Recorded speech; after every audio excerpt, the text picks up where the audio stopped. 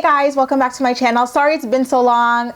If I had to be really honest, you guys, I think the reason I just couldn't bring myself to film for like over a week is because I came down with the winter blues. Like, it's been a brutal winter up here and I'm just so sick and tired of it and ready for spring to roll around. But I'm back and ready to recap Teen Mom 2 Season 8 Episode 12. So the episode kicks off with Jenelle letting us know that a hurricane has postponed her and Barbara's custody hearing for Jace, and then she drops like the biggest lie of all. She's like, this thing is really stressing Jace out. Like, he keeps asking when he's gonna live with me and Dave, and it's like, bitch, you know you are a damn liar. That child looks terrified of you.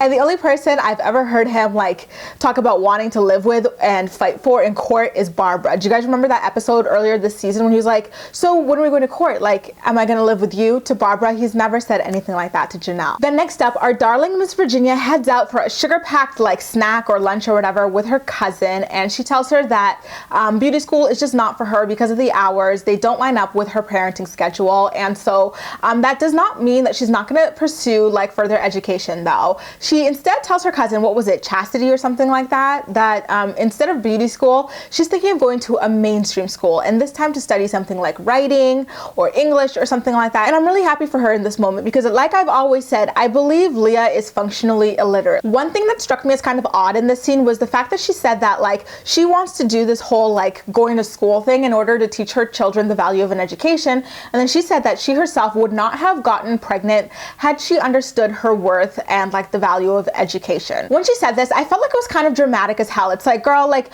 why are you speaking like you were raised in some rural village where like girls can't like go to school because they have to go like work on farms or sell their bodies in order to help their families and stuff like that? Like, you live in the United States. High school was free. You literally just chose not to focus on education. So you're not like some kind of like hero or saint for finally understanding the value of something that, you know, millions and millions of girls around the world don't have access to, that you completely took for granted. Just go take your little course and sit down, girl. Now in Sioux Falls, Chelsea, her mom Mary, and little Aubrey all meet up for dinner, and like it just really clicked to me in this scene like how little we see Chelsea actually interact with her mother. And then our poor sweet Mary like accidentally sticks her foot in her mouth when she like tells Aubrey like, hey, are you excited that now that like Cole and mommy are gonna get married, he's gonna be like your dad? Aubrey's like, how can he be my dad when I already have a real dad? And that pisses Chelsea the hell off. It's like, on one hand, I understand why Chelsea was pissed off, but on the other hand, it's like, Chelsea, you spent the whole entire last season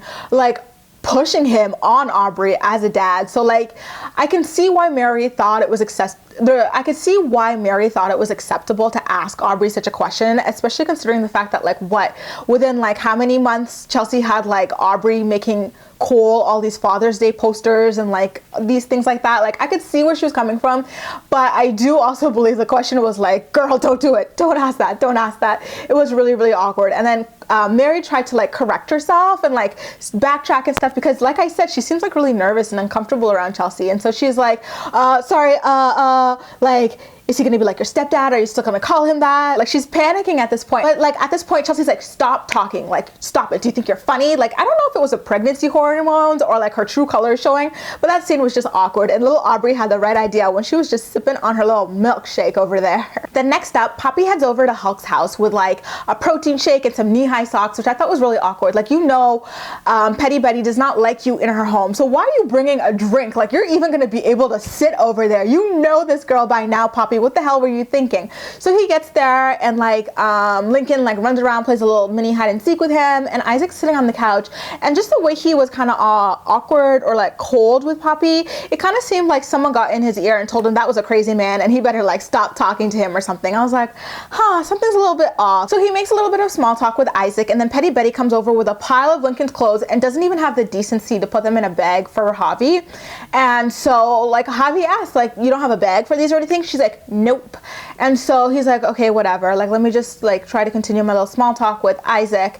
And then like once that wraps up, he and Lincoln start walking towards the door, but of course he's not moving quick enough for Petty Betty, and she tries to physically like make him move quicker. He's like, dude, what's your problem? And honestly, I'm asking the same thing. Like, there are children here. Stop behaving like that. Just let the guy walk out at his own pace. He's going out. Like, it's okay. You're not gonna die if he stays there an extra 30 freaking seconds, Kail. And then when Javi and Lincoln get out of the house, Isaac starts crying because he did want to go with them, but he couldn't because it was his turn to go to his dad's house, Joe. And then Petty Betty is like this, why are you crying? You're going to your dad's anyway. Get in the car. I was like, oh my God, this girl just cracks me up. Now, Leah calls her local university to ask about enrollment. And did any of you guys notice that her Starbucks cup said Amy on it?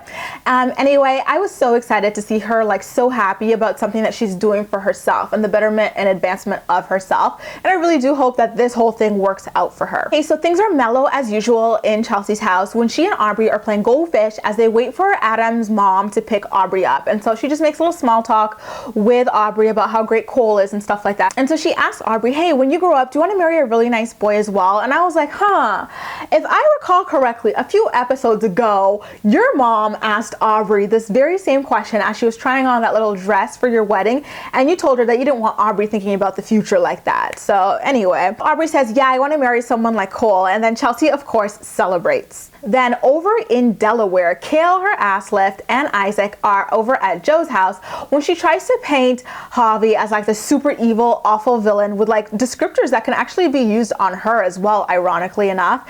And so she like tries to like amp Joe up about like continuing to separate Isaac's relationship from Javi. Remember last episode, Javi was like, why won't you let me hang out with Isaac anymore? And that was because, you know, earlier on we saw Kail tell Joe, I think it's dangerous for them to have a relationship.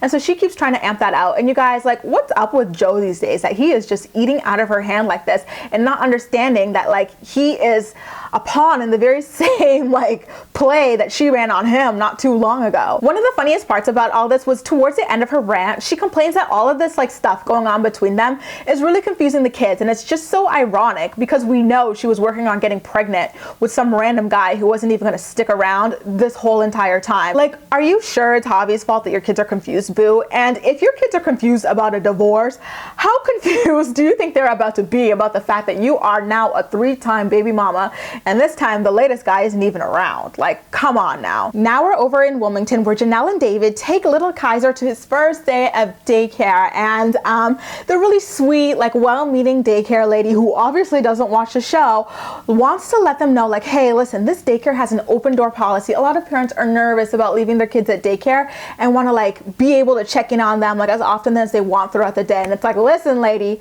this girl used to leave this child with like her drug addict friend for days, weeks at a time, you know? She just had a new baby and she's already like, what, this baby is what, 6 weeks old, and Jenelle and this guy have been away from her for like 4 weeks. Like, she's gonna be fine. She doesn't need your little open door policy. And I felt like MTV forced her to go back there and pretend to be like looking at Kaiser all nervously, because we know that she was like, as soon as she dropped that child off, she was like, start the car, start the car. You guys, I was really happy about this next scene where we got to see Leah explore her new like potential campus. And like Kail, Leah would be attending an HBCU, which stands for Historically Black College or University. And she is greeted by this girl with some gorgeous, like thick, beautiful hair. I had a serious hair crush on this girl. And y'all, I'm not even gonna lie, it was nice to see some color on this show, even if it was just for a few seconds. It was pretty damn refreshing. And I do also have to add that Leah looked like her beautiful self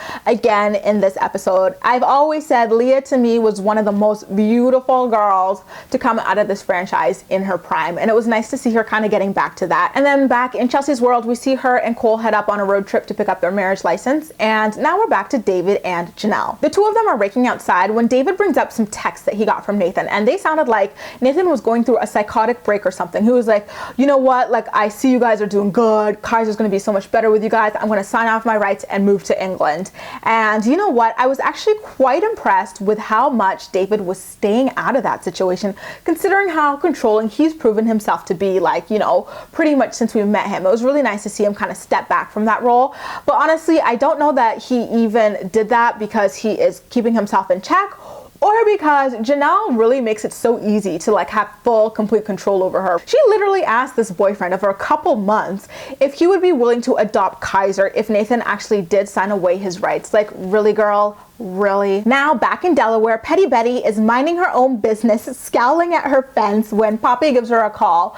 And so Poppy calls her and asks her like how she's doing and stuff. She's like, stop playing nice for the cameras. What do you want? And so Poppy's like, listen, I want to talk about how bad this relationship's gotten. Like, we've both done some pretty shitty things to each other, and I think it's time to really just talk about it and see where we can go from here as co-parents. And of course, Petty Betty cuts him off and has to say this. She's like, listen, no, this is about what you've done. I haven't done anything wrong, Javi. So if we're going to talk about the things you've done. And I was like, oh my God, this girl is so exhausting. You guys, do not stick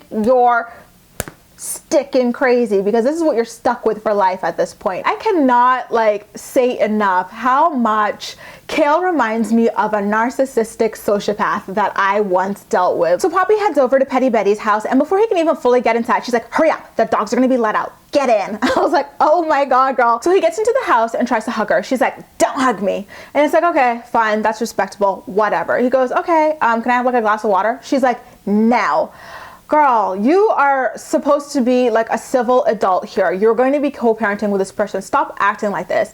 You know, like, this is why no one sympathizes with you. You're just like such a demon to deal with, like, honestly. So the two of them like kind of like get to talking and stuff like that. But one thing that really troubled me about this conversation was the fact that Javi absolutely feels like there's nothing wrong with him getting into the house through the back door because his name is on like the mortgage or whatever. And it's like, the fact that you don't see anything wrong with this, like, even though like you kind of scared the children, is pretty troubling to me. Like, right is right, wrong is wrong. Just admit you were wrong, because you were wrong to do that. So obviously the fact that he didn't see anything wrong with like just jumping into the house pissed off Kailyn, and the two of them just go back and forth, and he mentioned some things that she's done that really upset him, like including cheating and stuff like that. And I think she low-key admitted to it too, like in this scene, and she just gets really, really agitated as soon as that's brought up every time.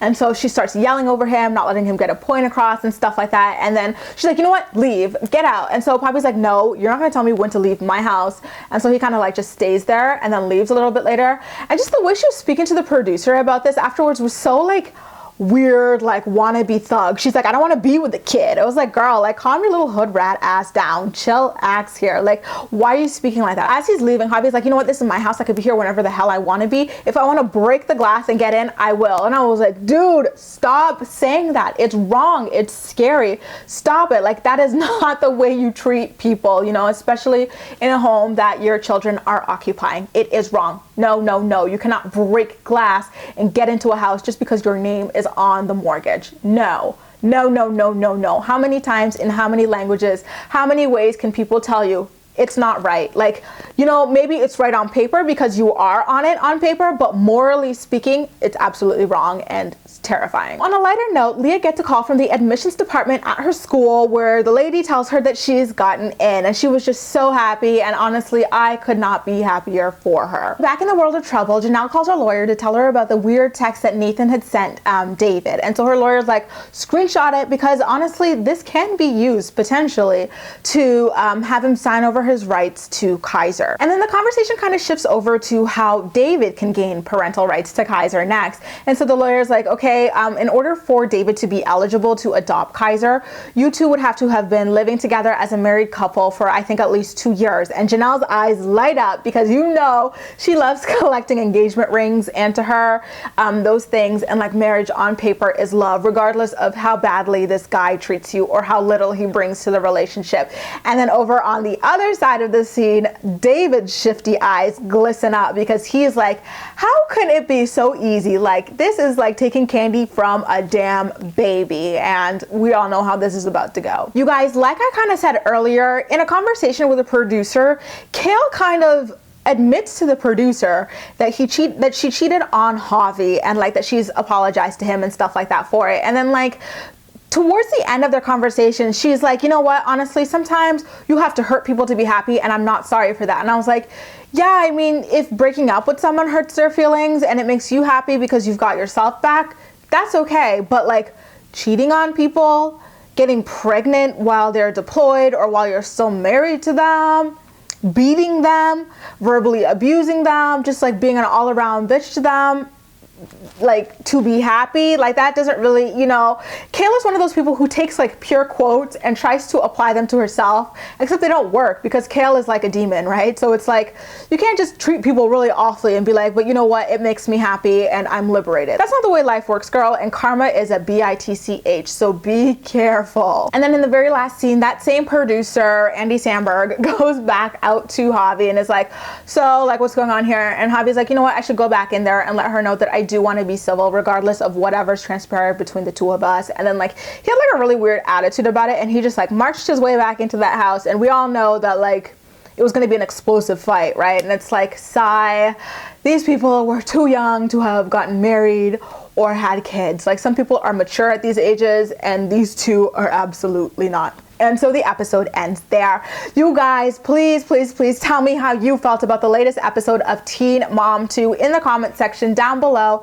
And as usual, we'll chat. You can also like this video, subscribe for more. Feel free to share it with your friends or follow me across social media as well, where I do love chatting with you. That's all for now, and thank you so much for watching. I'll see you next time.